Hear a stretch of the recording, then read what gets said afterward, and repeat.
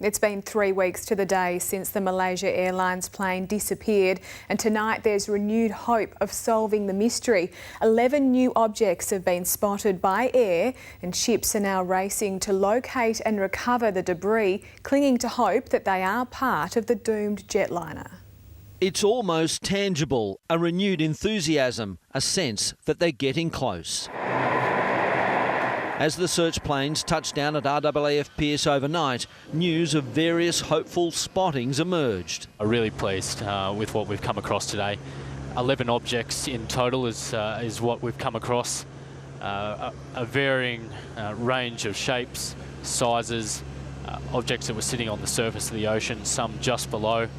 P3 Orion pilot, Flight Lieutenant Josh Williams, knows his crew's finding is just one of many new leads. If we can determine that these objects that we've found are in fact wreckage or debris, that will provide key information to come up with the datum of where the aircraft has possibly gone down. A Kiwi, Orion, also brings back promising news. More debris sighted on the ocean surface in the new area, which has now become the world's focus. Those objects turned out to be rectangular in shape, nothing bigger than 1 metre, and some of them down to half a metre in size.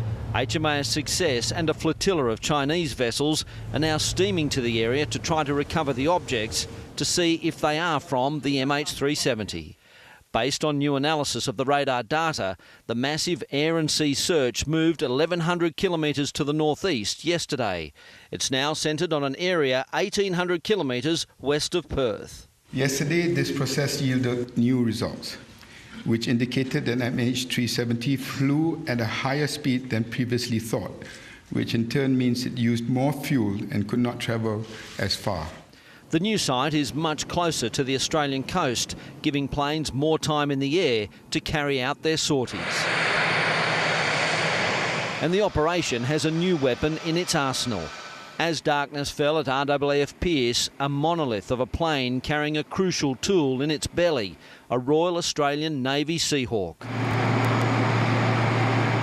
With a range of more than 1,200 kilometres, the Seahawk will be tasked to skim the ocean surface in search of debris. The chopper can fly for up to 3 hours at low level and use ships' helipads to refuel. And as the search intensifies, so does the multinational effort. Malaysia has now joined the operation with 2 C-130 Hercules flying in today. At Perth's Garden Island, the Navy frigate HMAS Toowoomba left to join the HMAS Success with the Seahawk on board. But the aim will be to recover the items back onto the ship so that they can first be verified. Importantly, the black box locator, which arrived in Australia this week, is expected to leave for the search site on the Navy's Ocean Shield vessel on Monday. At RAAF Pierce, Simon Boda, 9 News. And let's go live now to reporter Joel Dry in Kuala Lumpur. Joel, Malaysian officials have been trying to mend relations with families over there. How are they going? Well, Louise, they've had some mixed results. We saw today the Malaysia Airlines CEO and the acting Transport Minister have a fairly emotional meeting with families here at a hotel in KL.